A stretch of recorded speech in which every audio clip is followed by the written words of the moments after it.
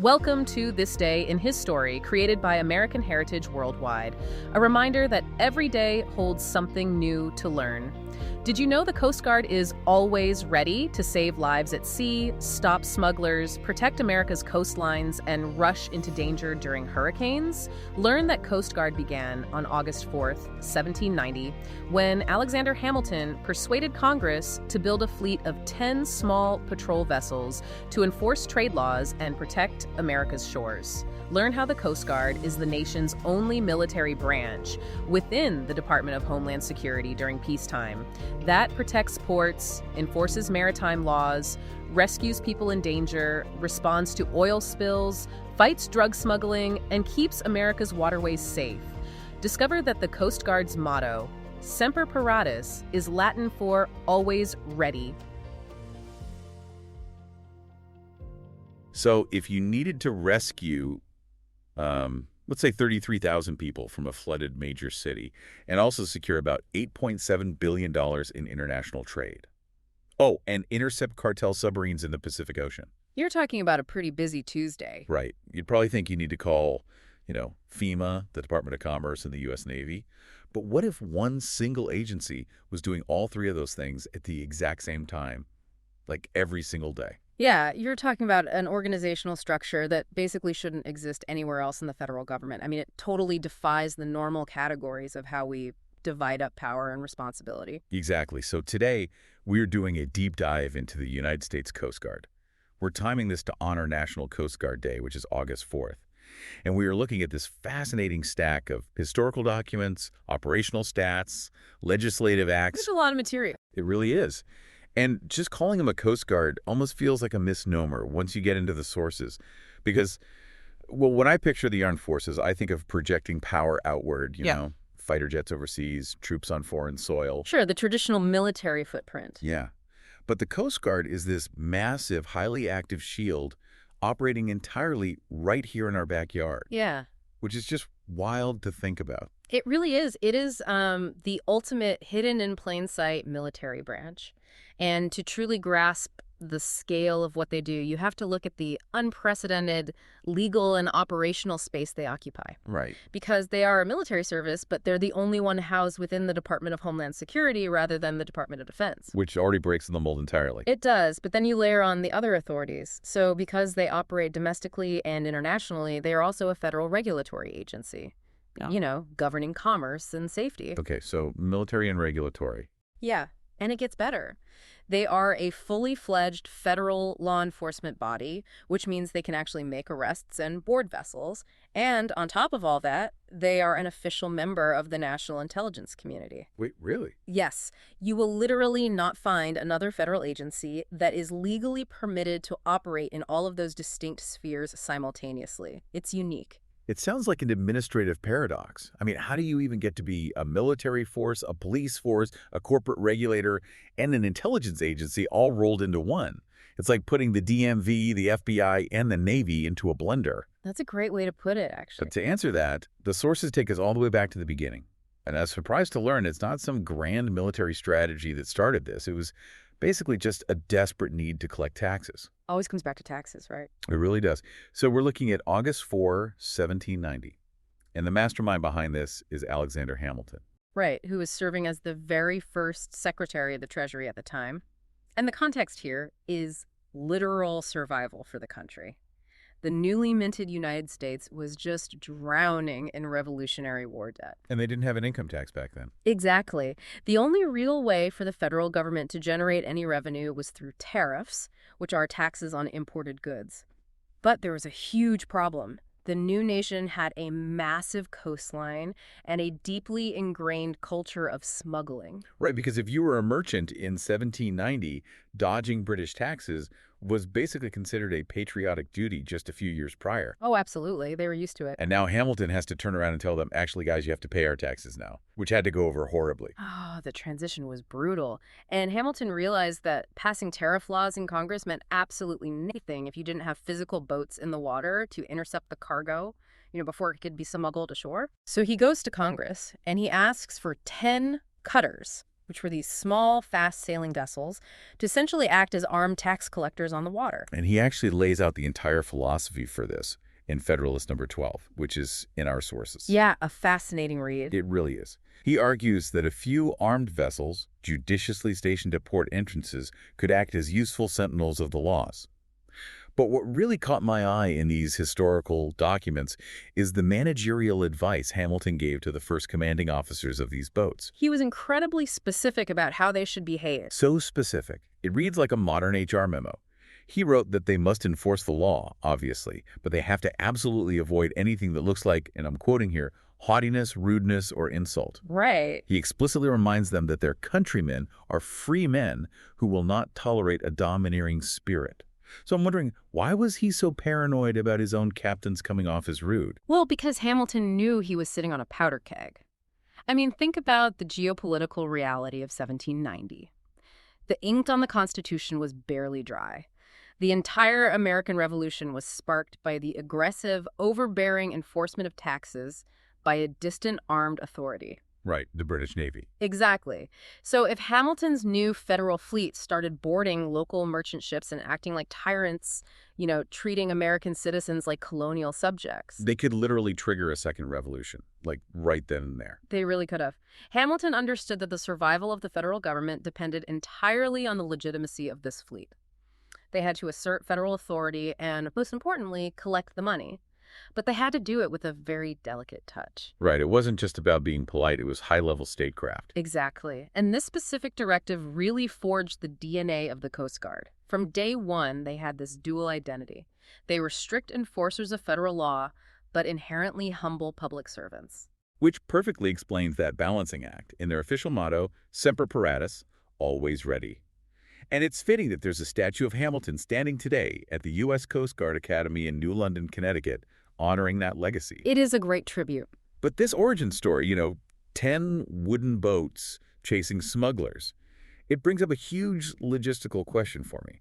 How do we get from a 1790s neighborhood watch mixed with IRS auditors on boats to a modern agency that manages nuclear icebreakers and global supply chains? Well, it comes down to a matter of extreme government pragmatism. As the 19th century progressed, the American economy just exploded. The maritime industry grew exponentially. Which meant more ships, more trade. Yes, which meant the oceans and coastlines were getting incredibly crowded and incredibly dangerous. Shipwrecks were becoming really common. And if you're the federal government and you suddenly have a crisis involving a shipwreck, or, say, a need to inspect a new experimental steamship, who do you send? Right, you look around and realize the only federal employees already out there on the water who actually know how to survive a storm are the guys on Hamilton's revenue cutters. Oh, wow. So they just kept giving them more jobs. That is the exact mechanism of their expansion. Congress didn't want to build a dozen different navies for a dozen different problems. It was vastly more efficient to just give the guys who were already on the boats a new checklist. That makes so much sense. But they didn't just absorb tasks. They eventually absorbed entire agencies. And the defining moment of this is the 1915 merger. Yeah, the sources highlight this as the birth of the modern name. The Revenue Cutter Service, which was Hamilton's old fleet, officially merges with the U.S. Life-Saving Service to become the United States Coast Guard. And to understand the gravity of that merger, we really have to look at what the Life-Saving Service was. Before 1915, they were this distinct organization of surfmen who operated these localized rescue stations along dangerous coastlines. Like the original Baywatch, but way more intense. Way more intense. They were famous for launching small, heavy rowboats straight into hurricane-force waves to pull people off sinking immigrant and cargo ships. In fact, in 1889, the government even had to issue a mandate requiring them to wear uniforms just to standardize this scattered network of local heroes into a cohesive federal presence. Wow. So in 1915, the government essentially executes a corporate merger between the armed maritime police and these dedicated maritime medics. Yes, and that fusion created something entirely new. The Coast Guard became the only maritime service in the nation dedicated simultaneously to saving lives at sea and enforcing laws. And once that framework was built, the snowball effect really took hold. The timeline in the source material for this is just wild. Like in 1935, Congress passes the Anti-Smuggling Act to expand their jurisdiction. Then in 1939, FDR just hands them the U.S. Lighthouse Service. Just gave it to them. Yeah, so now they are in charge of all maritime navigation A's.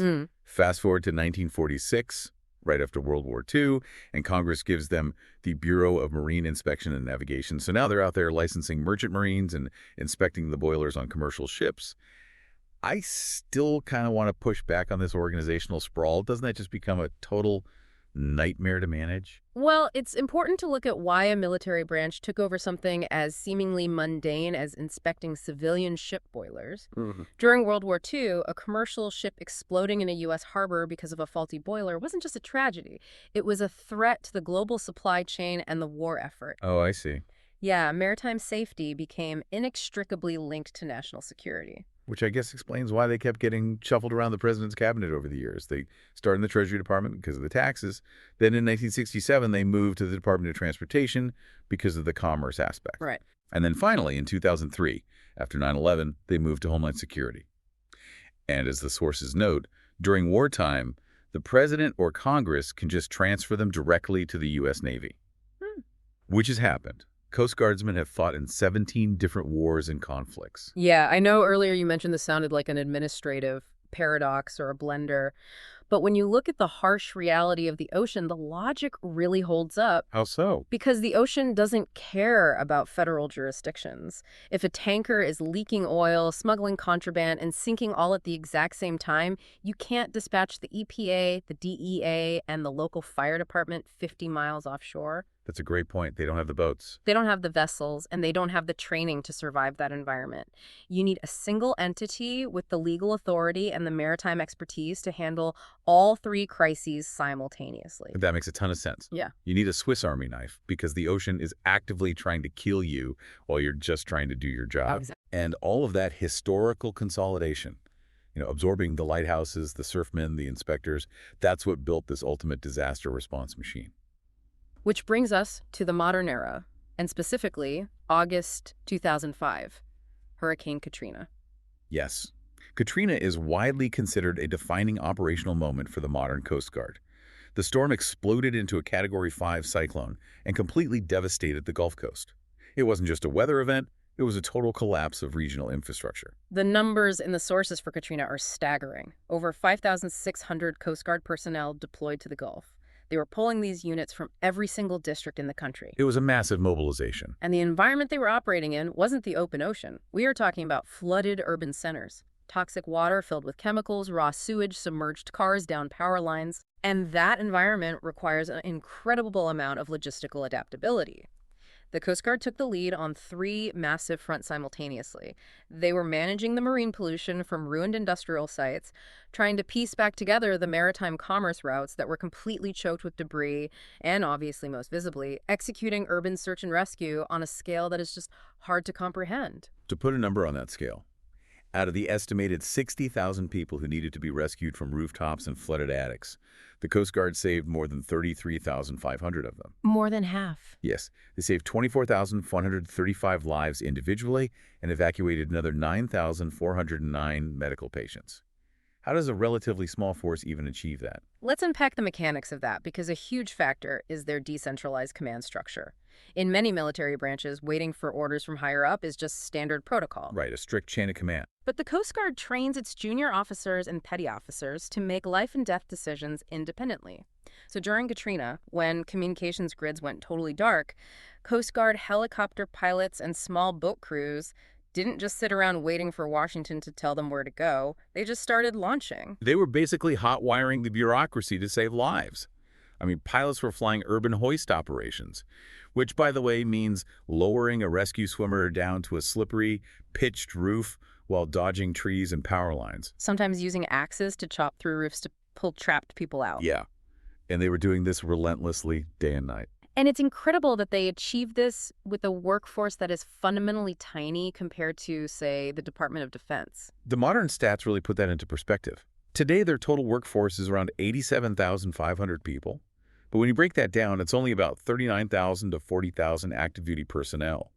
The rest are about 7,000 part-time reservists, 8,500 civilian employees, and roughly 31,000 auxiliary volunteers. To put that 40,000 active-duty number in context, the New York City Police Department has a similar number of personnel just to cover one single city. Wow. Yeah, whereas the Coast Guard is covering 95,000 miles of U.S. coastline, massive inland river systems, and operating globally. And obviously, it's not just ships making that possible. Aviation is critical. Mhm. The sources note their first pilots graduated from the Pensacola Naval Aviation Training School way back in 1917. Today, those helicopters and fixed-wing aircraft are basically the only way they can cover that much territory, Absolutely. which transitions perfectly into what they're doing when there isn't a historic, headline-grabbing hurricane, Mhm. because the data on what constitutes an average day for the Coast Guard is absolutely wild. It really is. The daily operational tempo is where you really see the modern application of all those historical mergers we talked about earlier. I want to break down a few of these daily stats because reading them feels like watching an intense action movie that just plays on a 24-hour loop. Let's hear them. Okay, on an average day, the Coast Guard conducts 45 search and rescue cases, saves 10 lives, and saves $1.2 million in property. Okay, that tracks with the rescue side we all know. But they also seize 874 pounds of cocaine and other illicit drugs every single day. It's a massive amount. How is a maritime rescue agency pulling off that level of international narcotics interdiction? Well, it goes back to their membership in the intelligence community. They aren't just driving boats around the ocean, hoping to bump into a cartel smuggler by accident. Right, that wouldn't work. No, they are deeply integrated with U.S. Southern Command and international partners. They use advanced aerial surveillance and intelligence networks to actively track these semi-submersible narco-submarines leaving South America. And then they deploy specialized law enforcement detachments on these small, high-speed pursuit boats from Coast Guard cutters operating hundreds of miles offshore to physically intercept and board these vessels. Which requires incredibly serious tactical training. So they are running major international drug busts, while also, on this exact same average day, intercepting 17 illegal migrants, conducting 57 waterborne patrols of critical infrastructure, and completing 24 security boardings in U.S. ports. And this is where the regulatory side really kicks in, which is arguably their most impactful mission when it comes to the average citizen's daily life. Right, because before a ship even arrives, they are screening 360 merchant vessels for potential security threats. They are conducting 105 marine inspections, investigating 35 pollution incidents, and servicing 82 buoys and navigation aids, which all culminates in this massive final statistic that just blew my mind. The trade number. Yes. On an average day, they facilitate the movement of $8.7 billion worth of goods and commodities through the maritime transportation system. It's like they're the cardiovascular system keeping the U.S. economy's blood pumping. Let's focus on that $8.7 billion for a second, because the global economy operates on just-in-time delivery. Huge cargo ships carrying thousands of containers are constantly moving in and out of American ports. If a port shuts down because of a sunken barge, a damaged bridge, or even an uninspected hazardous vessel, the economic ripple effect is immediate and it is devastating. The Coast Guard acts essentially as the air traffic controllers, safety inspectors, and security guards for the ocean. So think about your own day, right? Oh. If you put gas in your car today, bought a piece of electronics manufactured overseas, ate imported seafood, or just simply enjoyed the fact that a local beach wasn't covered in a massive oil slick, you are personally interacting with the end result of Coast Guard operations. Exactly. They are this invisible regulatory and protective shield that just keeps those systems functioning smoothly. That is really the core takeaway from all these historical documents and operational statistics. They evolved from 10 wooden boats enforcing a tariff to this massive agency that quietly underpins the physical security and the economic viability of the entire nation. It's an incredible evolution. It is. And with National Coast Guard Day coming up on August 4th, the sources actually provide some fantastic ways for you to dig deeper into this legacy. If you live near one, taking a tour of a Coast Guard museum is highly recommended to see the evolution of their vessels up close. Oh, yeah. It's a great way to actually visualize the leap from a wooden sailing cutter to a modern national security cutter. It's night and day. You can also look up the U.S. Coast Guard Band for some incredible musical history, watch some classic Coast Guard movies, or, if you want something really intense, dive into some of the thrilling water rescue training videos available online. The sources specifically mention a 4-minute training video that gives you a visceral first-hand look at what it takes to operate a rescue swimmer hoist in heavy seas. Those videos are incredible. They really drive home the reality of that Semper Paratus motto. They do. Watching those training operations leaves you with just a profound respect for their physical courage. But, it also prompts a broader question to mull over as we wrap up this deep dive. Well done. Well, we've seen how they morphed from Hamilton's 10 wooden boats in 1790 to managing complex global supply chains and massive environmental disasters, plus advanced intelligence today. As our climate shifts, as new shipping routes open up in the melting Arctic, and as maritime drones become more common, what will the Coast Guard's mission need to look like 50 years from now as our oceans and trade routes continue to radically change? That is a great question. Because the ocean is clearly only getting busier and more complex, which means that Swiss Army knife is going to need a few new tools. From those useful sentinels in 1790 to whatever the future of the maritime domain holds, they remain that vital, unseen shield right in our backyard. Thank you so much for joining us on this deep dive into the United States Coast Guard. Stay curious, everyone. Thank you for joining us for this day in his story. May the lessons of yesterday inspire you to see God's hand today and to play your part in his story now. For more faith-based learning, visit ahsworldwide.org, the homeschool for faith and family.